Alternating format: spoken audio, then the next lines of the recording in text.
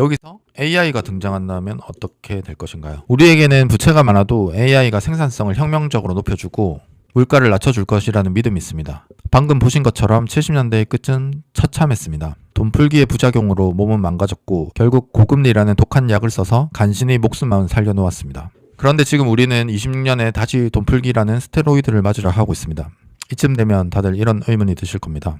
아니 그때랑 지금은 다르지. 우리에겐 AI가 있잖아. 망가진 보디빌더에게 AI라는 기적의 줄기세포 치료제가 나타난 셈입니다. 돈 풀기에 의존하지 않아도 AI가 알아서 물가를 낮춰주고 생산성을 높여줄 거라는 믿음, 즉 생산성의 혁명이 우리를 구원할 거라는 논리입니다. 사실 이런 믿음은 역사적으로 딱 한 번 아주 화려하게 증명된 적이 있는데요. 바로 90년대입니다. 자, 우리 열차는 이제 신경제라는 단어가 탄생했던 1990년대로 이동해 보도록 하겠습니다. 90년대는 정말 마법 같은 시기였습니다. 인터넷이라는 것이 보급되면서 PC가 보급되고 기업들의 효율성이 말도 안 되게 올라갔습니다. 당시 연준 의장이었던 옐런 그린스펀은 아주 영리한 사람이었죠.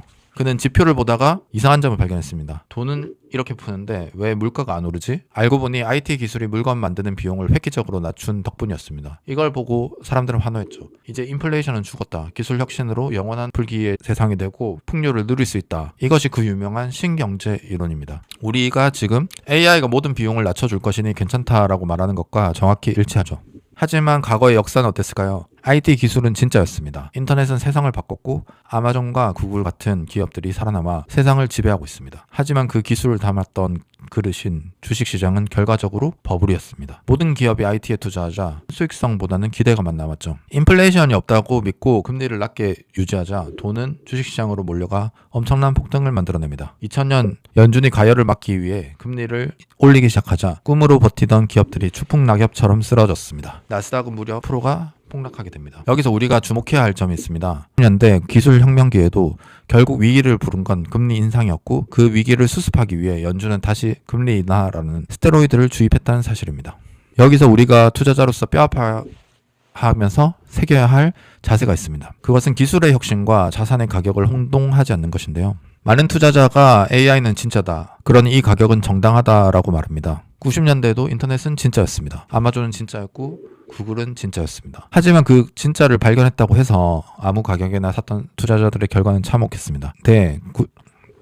닷컴 버블이 터지자 90% 견뎌내고 5년을 버틴 소수만이 열매를 먹었습니다. 세상을 바꿀 기술을 찾아내는 사람도 위대하지만 내 계좌의 안전벨트를 점검할 줄도 알아야 한다고 생각합니다. 그리고 AI 전쟁의 끝에 누가 승자가 될지 아는 것은 쉬운 일이 아닌 것입니다. 당시 구글은 상장조차 하지 않은 기업이었습니다. 아마존의 차트와 마이크로소프트의 장기 차트입니다. 이건 원금 회복하는데 10년 정도 걸렸고요. 시스코는 장비 기업으로서 현재의 엔비디아 같은 기업으로 마이크로소프트가 시가총액 1위였는데 그걸 제치고 시가총액 1등이 되었었거든요. 근데 그게 회복하는데 15년 12월 1일이 되어서야 주가를 회복했다. 여기서 그래도 AI랑 닷컴 버블이랑은 다르지. 그때의 기업은 돈을 못 벌었고 지금은 빅테크들이 돈을 잘 벌고 있지 않느냐 라고 생각하는 거 다 압니다. 그래서 그거에 대해서 한번 살펴보도록 하겠습니다. 닷컴 버블 당시에도 마이크로소프트, 인텔, 오라클, 델, 컴컴 등과 시가총액 1등인 시스코는 돈을 잘 벌었습니다. 인텔의 2001년 연차 보고서 중 발표했는데요. 92년부터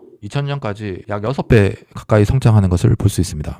그러면 과연 빅테크들이 과연 AI로 돈을 잘 벌고 있는지 구글의 현금 흐름표로 한번 살펴보도록 하겠습니다. 빨간 표시한 세 부분을 봐주세요. 첫째로 구글은 그동안 32%의 성장이 있었습니다. Purchase of Property Amount, Equipment 장비란 뜻이고 Property 자산이란 뜻이잖아요. 그러니까 설비 투자에 약 1년간 60% 증가한 것을 알 수 있습니다. Net cash used in investing T. 그러니까 투자 활동 적어놨죠.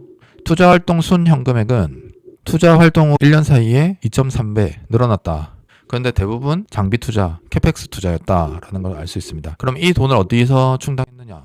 한번 보시죠. 재무활동 부분에서 빨간 표시한 부분을 보시면은 Proceed from Insurance of Debt. Debt이라는 게 부채잖아요. 그래서 부채 발행이 전년 대비해 337% 폭증한 것을 알 수 있습니다. 정리하자면 구글도 매출은 32%의 성장, 구글 같은 기업이 32% 성장한 건 대단한 거죠. 설비 투자에 작년보다 2배 가까이 투자하고 있었고 그것을 부채로 쓰고 있었다는 사실을 알 수 있습니다.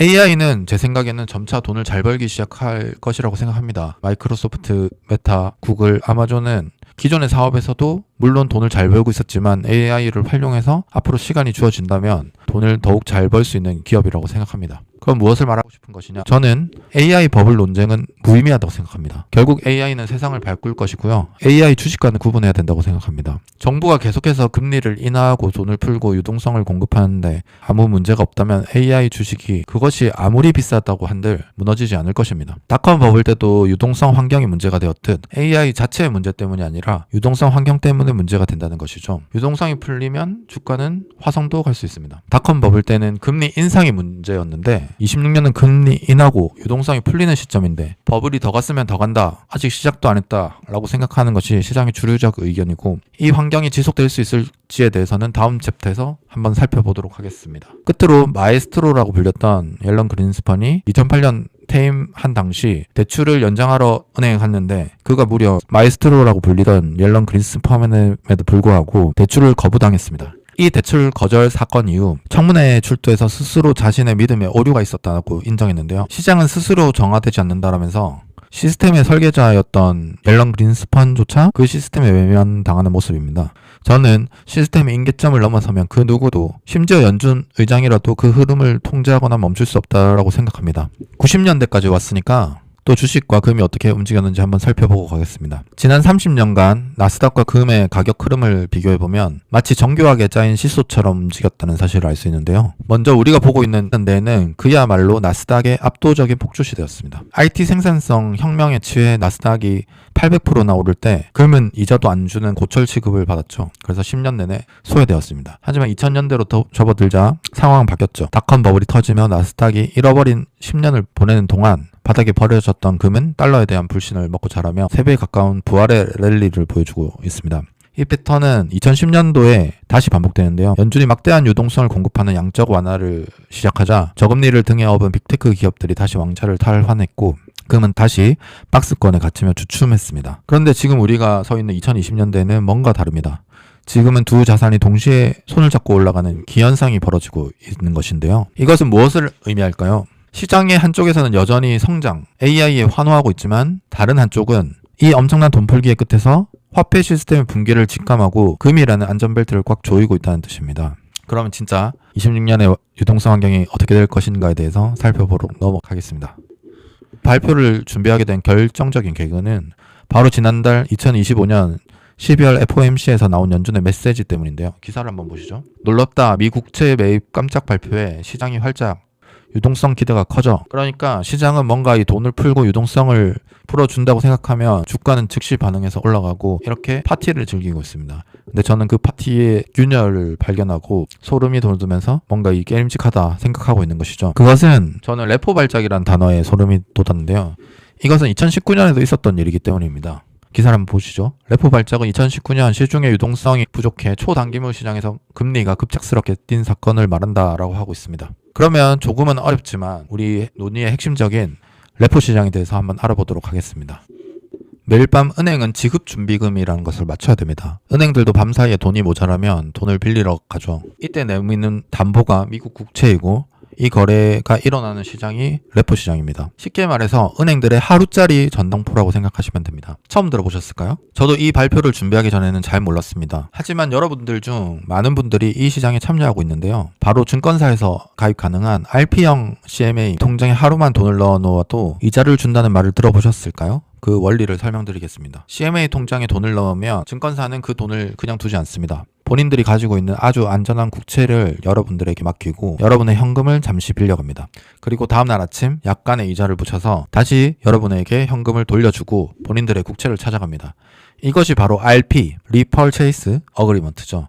다시 Purchase, 산다. 그래서 환매 조건부 채권이라고 합니다. 환매를 조건으로 달려있는 채권이란 뜻이죠. 여러분은 증권사에 돈을 빌려주고 국채를 받는 전당포 주인의 역할을 하시는 셈이고 증권사는 현금을 빌려가는 역할을 하는 것이라고 생각하시면 쉽습니다. 그림을 보면서 다시 한번 설명드리겠습니다. 매일 밤 은행은 지급준비금이라는 현금을 일정 수준 이상 금고에 채워놔야 한다고 말씀드렸죠. 그래서 은행이 돈을 빌릴 때는 나 미국 국채 있으니까 담보로 맡길게 돈 빌려줘 하면서 이 레포 시장에서 돈을 빌려가는 거죠. 그러니까 매일 밤 자본주의 혈액이 맞춰지는 정산 작업이 이 레포 시장에서 일어납니다. 자, 이제 가장 중요한 지점을 말씀드리겠습니다. 우리가 왜 생소한 이 레포 시장에 대해서 알아야 할까요? 금융의 역사는 2008년을 기점으로 완전히 뒤바뀌었기 때문입니다. 2008년 이전은 믿음의 시대였습니다. 당시 은행들은 서로를 너무 잘 믿었죠. 너네 은행 정도면 망할 리가 없지 라는 생각에 아무런 담보 없이 서로 거액의 현금을 쓱쓱 빌려주었습니다. 전문 용어로 무담보 신용거래라고 하죠. 이때 레포 시장은 그저 뒷골목의 작은 전당포 수준이었습니다. 굳이 귀찮게 담보를 맡길 필요가 없었죠. 하지만 2008년 금융위기가 닥치면서 이 믿음은 처참하게 깨집니다. 리먼 브러더스가 무너지는 것을 보면서 은행들은 공포에 질리죠. 옆집 은행 금고에 썩은 채권이 가득할지 모르는데 내가 어떻게 믿고 생돈을 빌려줘? 라며 서로의 돈줄을 꽉 잠궈버린 것입니다. 자본주의의 혈액순환이 멈추는 이른바 신용경색이 온 것이죠. 여기서 결정적인 변화가 일어납니다. 은행들은 서로를 못 믿고 돈을 안 빌려주니까 결국 연준이 직접 앞치마를 두르고 전당포 주인으로 나서게 된 것이죠. 그래, 아무도 못 믿겠으면 나한테 국채 가져와. 그럼 내가 돈 찍어서 빌려줄게. 이렇게 연준이 시장 깊숙이 개입하면서 규모가 커지게 되었습니다. 이 규모는 어느 정도일까요? 그 규모는 서브프라임의 10배입니다. 2008년 전 세계를 공포에 떨게 했던 서브프라임 모기지 시장 규모가 당시 1.3조 달러 수준이었습니다. 우리나라 1년 예산 700조 원인데요. 5천억 달러 정도 되죠. 하루에 거래되는 금액만 레포 시장에서 5조에서 6조 달러 정도 됩니다. 여기 그래프를 보시면은 전체 규모는 1.6조 달러시면 되고요. 매일 2008년 위기의 4배가 넘는 돈이 이 전당포를 거쳐갑니다. 전체 규모 나타냈는데 이 하늘색 부분은 나중에 그림자 금융 부분으로 담보가 무엇인지 레버리지가 몇 편을 샀는지 알 수 없는 부분인데 이것이 왜 이렇게 늘어나는지는 나중에 설명드리도록 하겠습니다. 더 무서운 건 역할입니다. 서브프라임은 파생상품이야. 금융의 팔다리가 썩은 문제였습니다. 잘라내고 고칠 수 있었습니다. 그것도 엄청난 충격이었죠. 레포 시장이 이제는 자본주의의 심장이 되어버렸는데요. 이 심장을 통해서 은행, 헤지펀드, 사모대출, 심지어 미국 정부의 국채 발행 시에도 여기를 이용합니다. 이것이 문제가 되면 이제 심장 발작이 되는 거죠. 그런데 이 시장이 무서운 것은 레버리지로 돌아간다는 사실입니다. 내가 국채 100억 원치를 담보로 돈을 빌리면 돈을 빌려준 사람은 그 국채를 또 다른 곳에 담보를 맡기고 빌립니다. 이것을 재담보라고 합니다. 실제 국채는 하나인데 그 위에 수십 겹의 빚이 쌓여 있는 거죠. 자본주의가 폭발적으로 성장한 비결이자 동시에 누구 하나가 돈을 안 갚으면 시스템 전체가 무너지는 도미노와 같이 무너지는 시한폭탄이 된 이유입니다. 22년 금리 인상에도 시장이 버틴 이유. 많은 사람들이 22년 연준의 공격적인 금리 인상에도 시장이 무너지지 않은 것을 보고 미국 경제의 기초 체력이 강하다고 생각합니다. 하지만 그것은 체력의 문제가 아니라 역레포라는 비상금 물탱크가 가득 차 있었기 때문입니다. 금리가 치솟아 오를 때 연준은 보이지 않는 곳에서 거대한 저수지를 개방한 것입니다. 22년 금리 인상 시기 연준의 영레포 잔고는 여기 보시듯 1.5조 달러에 달했습니다. 이것이 시장을 살린 1등 공신이라고 할 수 있죠. 이것은 코로나 때 MMF가 돈이 남아 돈이, 그리고 MMF라는 것은 안정적으로 가야 되잖아요. 연준의 영레포 창구에 넣어놓으니 이자를 줬습니다. 그래서 영레포 창구에 이렇게 많이 가게 된 것입니다. 그래서 이 영레포 창구에 있던 돈이 금리가 오르고 국채 발행이 늘어날 때 이 영레포 저수지에서 현금이 시장으로 흘러나와서 그 국채를 받아주고 자금 가뭄을 막아주었던 것입니다. 연준이 금리를 올리며 시중 자금을 빨아들였잖아요. 양적 긴축을 하기도 했고, 동시에 영레포 저수지에서는 그만큼 현금이 방출되면서 실제 시장에서 느끼는 유동성의 충격은 미미했다고 볼 수 있습니다. 금리는 올라갔지만 레포 시장에서 기관들이 서로 빌려줄 실제 현금은 넘쳐났기 때문에 신용경색이 일어나지 않았던 것입니다. 기사를 보시죠. 기사는 작년 초 MC에서 발표했을 때 그때 기사입니다. 첫 번째 문단 보시면은 양적 긴축, 양적 완화의 반대죠. 그러니까 양적 완화가 돈을 푸는 거니까 긴축은 돈을 흡수한다. 시중의 유동성을 빨아들이는 것을 계속해서 연준이 하고 있었습니다. 그것을 FOMC에서 종료했고, 종료하면서 동시에 국채 매입, 그러니까 약간의 돈 풀기를 시작했다라고 말하고 있습니다. 연준이 이렇게 행동했던 이유가 2019년에 레포 발작이란 것이 있었기 때문이죠. 그리고 2019년 이후에 가벼운 양적 완화, 그리고 우리의 기억에 따르면 코로나에 엄청난 양적 완화가 있었기 때문에 시장은 기대를 하고 있는 것입니다. 근데 세 번째 문단을 보시면은 레포 발작은 시중의 유동성이 부족해 초당금을 시장에서 금리가 급작하게 뛴 사건이다라고 말하고 있는데, 이것이 영레포 잔고가 바닥나면서 일어났던 현상이었습니다. 자, 어질어질하신가요? 정리해보면 레포 시장 규모가 엄청나게 커졌고 2008년 이후에 그동안 금리를 인상에도 버텼던 것은 영레포 잔고가 이 그래프처럼 이렇게 많았는데 이것을 다 소진하면서 버텨왔다. 여기까지 따라오셨죠? 넘어가 보시도록 하겠습니다. 문제는 이것입니다. 26년의 그래프를 한번 보시죠. 26년 다가오는 그래프의 총 합계는 1조 5,900억 달러입니다. 대한민국 1년 예산의 3배가 넘는 규모죠. 근데 25년과는 별 차이가 없어 보입니다. 그럼에도 불구하고 26년이 제가 위험하다고 말씀드리는 이유는 뭘까요? 26년에 만기가 도래하는 것들은 초저금리에 빌렸던 것을 시중금리인 4에서 6 그 이상으로 빌려야 하는데 그동안은 어떻게 해결했다? 영래포 비상금 통장에서 낮은 금리로 빌릴 수 있었기 때문에 문제가 없었는데 이제 그 통장의 잔고가 비어버렸다. 기사에서 보시면은 21년도에 금리가 훨씬 낮아서 조달 비용이 낮았지만 지금은 더 높은 금리로 빌려야 한다라고 말하고 있죠. 그 와중에 빅테크들은 AI 투자에 열을 올리고 있는 중입니다. 다시 정리해보면 레포 시장이라는 것이 그 규모가 2008년 서브프라임의 10배인데 역사상 가장 빠른 속도로 금리를 올려도 버텼던 것은 뭐 때문이다? 영래포 때문이다. 코로나 때 쌓아뒀던 영래포 잔고 때문이고 그것을 야금야금 써먹으면서 버텼다. 근데 이제 다 썼고 26년에 갚아야 할 돈은 이만큼이다. 근데 지금까지 빌린 건 제로 금리였고 이제부터는 롤오버해서 최소 6% 이상으로 갚아야 한다. 정리되셨죠? 옐런은 파월 전임 연준 의장이었다가 바이든 행정부의 재무장관이 되었습니다. 블로그 글에도 썼듯 바이든의 재선을 위해 헤지펀드를 활용해서 단기채 발행을 급격하게 늘려서 경기를 부양했다라고 썼습니다. 이때 당시에는 이 과정이 어떤 것인지 잘 몰랐는데 이번 발표를 통해서 자세하게 알 수 있게 되었고요. 그런데 그때 늘려놓았던 단기채 즉 만기가 와서 다시 대출 연장 계약을 해야 하는데 26년에는 그 꼼수가 부메랑이 되는 시점이죠. 유동성의 병목 현상이 발생할 수 있습니다. 당시 저는 이게 맞나? 이래도 되나? 라는 생각에 뭔가 깨림칙하다는 생각으로 포트에서 금을 본격적으로 늘리기 시작했습니다. 위험 자산 생각하는 비트코인도 전량 매도했습니다. 다음 문단을 보시면 옐런의 미국도 정신을 못 차린다고 저는 생각했는데 트럼프는 옐런이 지적하는 대로 그러니까 옐런이 뭐 어디 나와가지고 트럼프 저러면 안 된다. 트럼프 미쳤다. 이렇게 얘기를 하고 있었던 거예요. 근데 이제 저도 뭐 트럼프가 더 심한 생각은 들지만 옐런도 좀 미쳤다 생각하고 둘 다 미쳤다 생각하면서 저는 이제 포트에서 이제 금밖에 없다 생각하고 금을 완전히 늘리는 계기가 되었던 것입니다. 베센트 재무장관은 현재 트럼프 정권의 재무장관입니다. 그는 재무장관이 되기 전부터 옐런의 정책에 대해서 강도 높게 비난을 했었는데요. 출범 전부터 단기물에 과도하게 의존하는 것은 도박이라고 강하게 비난했다. 여기도 보시듯이 금리 인상 시 차환 비용이 높아지는 롤오버 리스크가 높아진다라고 말하고 있죠. 오른쪽 같은 기사를 보시면 현재 정부는 정부 예산 그러니까 빚이 국방비보다 많이 쓰고 있다. 원래 미국이 국방비에 1,000조를 쓴다고 해서 1,000조국이었는데요. 그것보다 빚을 갚는데 많이 쓰고 있습니다. 역사학자 니얼 퍼거스는 한 국가가 국방비보다 부채 이자 비용으로 더 많은 돈을 쓰기 시작하면 그 제국은 몰락의 길로 접어든다 라고 말하고 있습니다. 마지막 문단을 보시면은 트럼프는 모두 단기채로 발행할 것이다 얘기하고 있고 베센트 재무장관도 현재 금리에선 장기로 빌릴 이유가 없다라며 본인이 처음에는 단기물에 가둬하는 건 도박이라고 했는데 지금은 좀 달라진 내로남불의 모습을 보이고 있습니다. 그런데 베센트도 그 자리에 가보니 단기채를 발행할 수밖에 없는 이유가 있었을 것이라 생각이 드는 건데요. 그 이유가 뭘까요? 이유는 간단합니다. 미국 장기채를 사줄 주체가 없었기 때문입니다. 누군가 옐런의 단기채 발행을 두고 옐런이 천재적인 해법을 제시했다라고 하던데 저는 임기응변 언발의 오줌 누기였다고 생각합니다. 여기서 1970년대 닉슨 대통령을 다시 소환해야겠습니다. 1971년 닉슨이 TV에 나와서 달러를 금으로 바꿔주지 않겠다고 한 이유 달러는 이제 신용화폐가 되었습니다. 쉽게 설명해서 미국이 세상에 물건을 사주고 미국의 물건을 판 국가는 미국의 국채를 다시 사면서 이 시스템이 유지됩니다. 이 시스템에서 가장 국채를 많이 샀던 나라는 어디였을까요? 바로 중국이었습니다.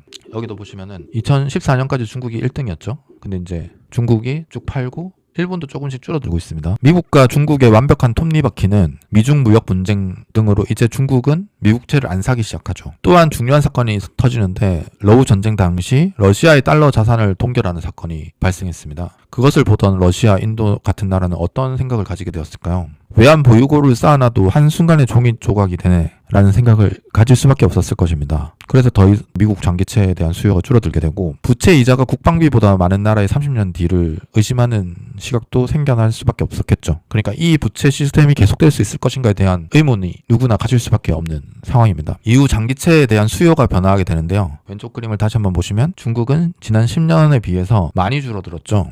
10년간 팔았다는 뜻입니다. 이렇게 장기채에 대한 수요가 줄어들자 옐런은 단기채로 돌려막기를 할 수밖에 없었던 것입니다. 오른쪽 그림은 지난 1년간 미국채를 산 나라 누가 가장 많이 샀나 미국 부채를 자료입니다. 근데 이 자료를 보면서 저는 갑자기 정말 소름이 돋았습니다. 여기가 호주인 줄 알았는데 케이만 제도였습니다. 케이만 제도? 정말 이 준비를 하면서 가장 소름이 돋았던 지점인데요. 그것은 다음 챕터에서 왜 케이만 제도가 1등인지에 대해서 설명드리도록 하겠습니다.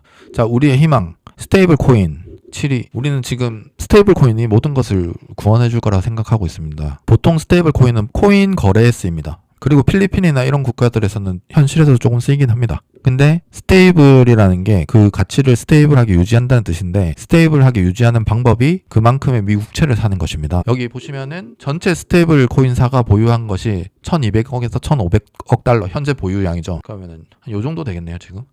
근데 지난해 보시면은 빌리언, 이게 한국으로 410억 달러예요. 근데 일본은 1조 660억 달러입니다.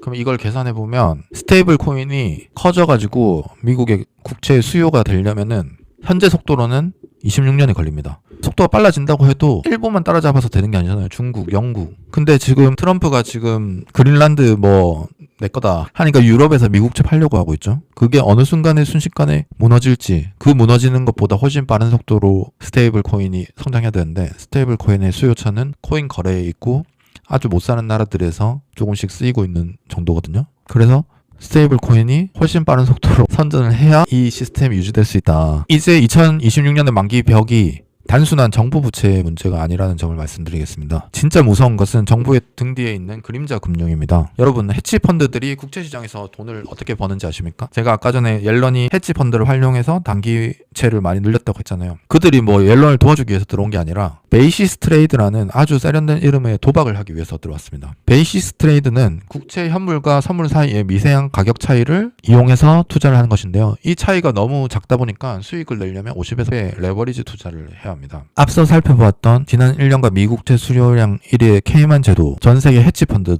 들의 본거지입니다. 케이만 제도는 세금이 거의 없기 때문이죠. 애플도 케이만 제도로 돈을 보내서 조세를 회피합니다. 안전한 미국채에 레버리지 뭐 좀 쓰는 거 어차피 괜찮다고 생각이 드시나요? 그렇게 무위험 차익 거래 아비트라지에 레버리지 하다가 망한 사건이 있었는데 혹시 아시나요? 그것은 유명한 노벨상까지 받은 사람들이 모인 롱텀 캐피탈 매니저 LTCM 파산 사건입니다. 또 그때와 지금은 다르다라고 말씀하실 건가요?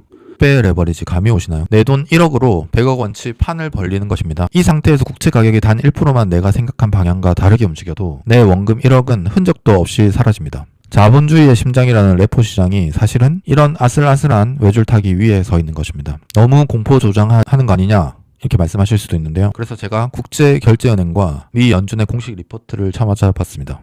연준의 금융안정보고서에 보시면 해치펀드 레버리지는 역사적으로 매우 높은 수준을 유지하고 있다.